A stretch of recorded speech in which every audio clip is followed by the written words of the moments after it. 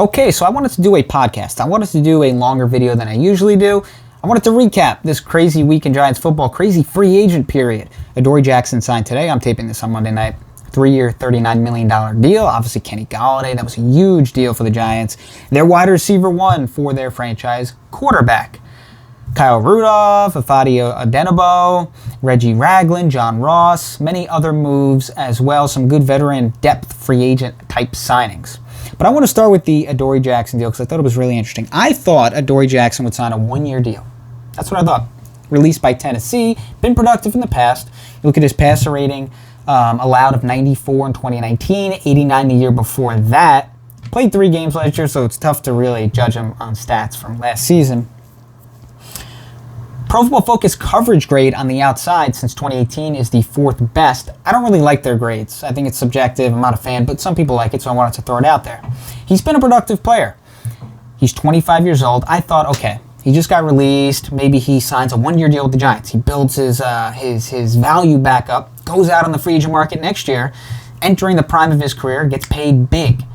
Cornerback's a tough position to find good players at. It's a valuable position these days. He signed a 3-year deal, multi-year deal here, and he was recruited by Jabril Peppers, Darnay Holmes, and Logan Ryan. Flew from Florida to New York to have dinner with him. They obviously played in Tennessee for 3 seasons. This is a change in culture. He bought into the Giants on a multi-year deal. Those players recruited him because they want to win football games. They spent time to recruit him because they want to start winning. This has a lot to do with Joe Judge, obviously. Building that Patriot-style culture. This really says a lot. This contract and the recruiting of where the Giants are headed. Now, it doesn't guarantee that the Giants are going to win a ton of football games, make the playoffs and whatever, but they're all about business now. I think it's fair to say it's not just about players improving or getting a nice draft pick. It's about winning now. And it's not just an expectation by people on the outside. Clearly, it's an expectation by the people in that building. The head coach, it's trickling down to the players, the culture that he is building, where they're expected to win. They're expected to make a big stride next year. They won 6 games in 2020. They played better at the end and really showed some legitimate improvement and potential. They know that this year is all about business, this upcoming season in 2021. So that signing, to me, says a lot about where they are headed. It's not just about improving and adding a player here or there and maybe getting to 8 wins. And no, it seems like this team is all about business, and it starts with their head coach, and I think it's really a culture thing. And this is something Dave Gettleman wanted to build when he came in. They tried to mix up the culture. They wanted to change it after a bad 2017 season, a lot of turmoil in 2017. And it seems like they're at that point where the culture has changed. It's definitely a more team-oriented team. And sometimes that's tough to find these days. But these guys get it. Doesn't guarantee they're going to win football games. But clearly the culture has changed. And I think this move says a lot about where they stand as a team when it comes to their leadership. So that's one move, big move. Obviously, Kenny Golladay. Now, something I didn't talk about with Kenny Golladay. These are stats by Pro Football Focus, and I like their analytics a lot. Since 2018, he's had 1,072 yards on 20-plus yard targets, which is 4th among all wide receivers. So he's a big play wide receiver. He catches the football down the field. He's a high yards before catch wide receiver instead of a yards after catch wide receiver. Also, he has 53 contested catches since 2018. That's 2nd in the NFL, right behind Allen Robinson. So this dude is a big play kind of wide receiver. He catches the football down the field. He's a big receiver, 6'4". That Plaxico Burress kind of receiver. Obviously, people have been drawing that comparison a lot. Catches the football down the field, big body receiver. He's a good receiver if you want in the red zone, and that's something the Giants struggled with last season, especially at the tight end position. I talked about this with Evan Ingram. He had 1 touchdown reception as a tight end. So Kenny Golladay should add a good red zone threat to the Giants offense as their wide receiver 1. They obviously had Kyle Rudolph. I think he'll add a good red zone threat at their tight end position. Depending on what they want to do with Evan Ingram, I'm not sure. You go back to 2019 and Kenny Golladay averaged 18.3 yards per reception. Okay? Among players with 100 targets, he led the NFL. So this is and he had 11 touchdowns that season, 11 receiving touchdowns. So this is a big play wide receiver. When he's healthy and he's ready to go, this is a big play wide receiver. And as I've always said, the best players at any position get more yards every time they either throw it, catch it, or run with it. That's just how it goes. The best players, best quarterbacks usually average the most yards per attempt. The best receivers have the most yards per reception for the most part. The best running backs have the most yards per touch. That's how it goes. That's usually how it goes. Now, there's some instances where a wide receiver may catch 40 passes in a season and he averages 19 yards per reception or something. He's kind of a splash player, home run hitter here or there. But for the most part, good wide receivers usually have the most yards, right? Most yards over the course of the season. That's usually how it goes. It's tough to just get lucky and have 1,500 receiving yards. The point is, that's usually how it goes. The best players, for the most part, have a high yards per attempt, per touch, per catch, usually. So that's what you see with Kenny Golladay. Big time playmaker, big body receiver, and a true wide receiver one. And this is also a move where some people think, oh, maybe they paid him too much.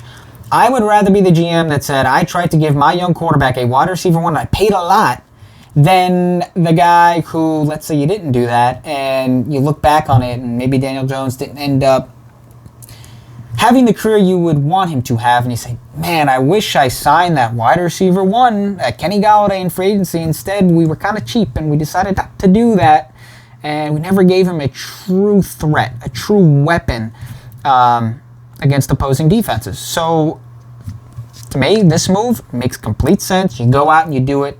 No questions asked, honestly, because Daniel Jones is in year 3, and this is a make-or-break year. He's got to be productive this upcoming season, and now you give him a good, again, 11 touchdowns in 2019. That's a legitimate red zone kind of target, contested catch kind of guy, big play wide receiver. There's your wide receiver one, especially in this Air Coryell kind of offense with Jason Garrett. So I think this fits what they're trying to do in a big way. Gotta love this move. I don't really know how you could be opposed to it. I understand the injury concern, but at the end of the day, if this guy's healthy, Daniel Jones is in a nice position. Gary Slayton as the wide receiver 2, Sterling Shepard in the slot. They add Kyle Rudolph. That's another guy. So Kyle Rudolph, 1 drop over the past 3 seasons. 1 drop. 167 targets.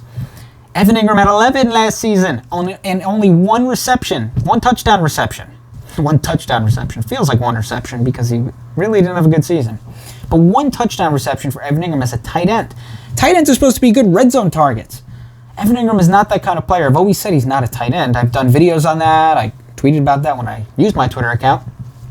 He's not a tight end. He's a wide receiver. He was playing like 74% of snaps in his senior year in the slot. He's just not a tight end. He's a wide receiver. It's tough. He's in between. It's a tough guy to use, and I think a lot of it's in his head with all these drops and 55 passer rating when targeted. Evan Ingram, I couldn't trust him. I would trade him. And I'm someone, I like trading players at their highest value, and I know his value probably isn't at its highest, but I couldn't trust him. Kyle Rudolph's a guy you can trust. I'm not saying he's dominant, but he kind of reminds me of like a Jason Witten kind of player. I think you expect him to be a good blocker, and you expect to trust him to just catch the football and just do the little things well. He's a traditional old-school tight end, and I think that's going to help Daniel Jones out a lot. All right, so also the contract situation. I want to talk quickly about Dave Gettleman here. The contract situation, I think they've done a great job. You look at the Leonard Williams deal, $11 million cap hit for this upcoming season. Nate Solder, actually, they saved $7 million in cap space, and it's essentially a 1-year deal now. You look at the Kenny Golladay move, $4.5 million cap hit for this upcoming season. So you get this big play wide receiver, this wide receiver one, $4.5 million cap hit this upcoming season. So I don't know if it's Kevin Abrams, I don't know if it's Dave Gettleman, but whoever worked the Giants' contracts this offseason did a great job because it gave them the opportunity to go out and still get an Adoree Jackson. A lot of people didn't think, oh, maybe they don't have enough cap space here or there, and they did it. Amazing the way that they worked their cap situation. And you look at the NFL media deal, TV deal, the cap's expected to go up in years ahead, so the Giants tried to take advantage of it now by lowering those cap hits, taking up bigger cap hits later, but with the salary cap expanding, it helps them out here. They have a little bit more room to breathe in future years with some of these contracts. So they did a great job with contracts, and Dave Gettleman, I'll tell you what, Dave Gettleman, especially on Twitter. Twitter hates Dave Gettleman. But Dave Gettleman, he had a great offseason last year. Martinez, Bradbury were outstanding. Were outstanding free agent ads. The trade of Leonard Williams turned out to be a great deal. 40-plus pressures, 30-plus quarterback hits, 11.5 sacks last season. So those are 3 real strong building blocks to their defense. And they go out this offseason and they add a Dory Jackson. They add a wide receiver 1 in Kenny Galladay. Kyle Rudolph's a good tight end, a good traditional all-around tight end. Afadi Odenigbo, he had 26 pressures last year, so he's a guy that you can mix in there with Zimenez and Carter. John Ross, I like that move. Home run hitter. I think he's kind of like a Darius Slayton type of player. We haven't seen too much of him. He hasn't played much in his career, but I think his skill set is very much like Darius Slayton. He's a home run hitter, and I think that's perfect in the Air Coryell offense. Golden Tate didn't fit that. Golden Tate didn't have a good year last year. He didn't fit the offense. He's a yards after catch kind of guy, and I think Sterling Shepard doesn't really fit the offense too much either, but he's still a good receiver, and he's going to get it done. He's still a solid receiver to have on your team. Devontae Booker as well, the running back. I think he's a nice addition. You look at his ability to get extra yards. Look at the NFL Next Gen stats. His ability to get extra yards. Rush yards over expectation. Pretty good. It's right below Alvin Kamara from last season. Right above Chris Carson. He had a nice season last year. He's a good quality backup running back to have. All of a sudden, if these players continue to play the way that they have over the course of their career, and they add legitimate value to the Giants, Reggie Ragland as well, his missed tackle percentage less than 4% over the past 2 years. He's become a really good tackling linebacker. A lot of these moves could really make an impact for a team where some of the young pieces, if let's say they don't come along the way that the Giants hoped, let's say Zimenez doesn't have the year that he hoped, or Carter or Barkley, maybe he's not 100% healthy and he doesn't have a great year. These guys can step up, you would think, in different sample sizes and at least be average. These are solid veteran depth signings that you can expect to start multiple games and have an impact. Not a great impact, but at least be an average player. And I know that doesn't sound so great, but I mean, sometimes you just need a guy to catch a football. As we've seen, sometimes it's not so easy.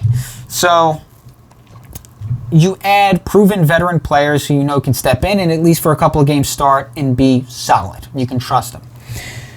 So all of a sudden, I think the narrative around Dave Gettleman is changing, and I think a lot of people are saying, "Wow, he actually did a nice job for his second offseason. He went out and he got some big name players."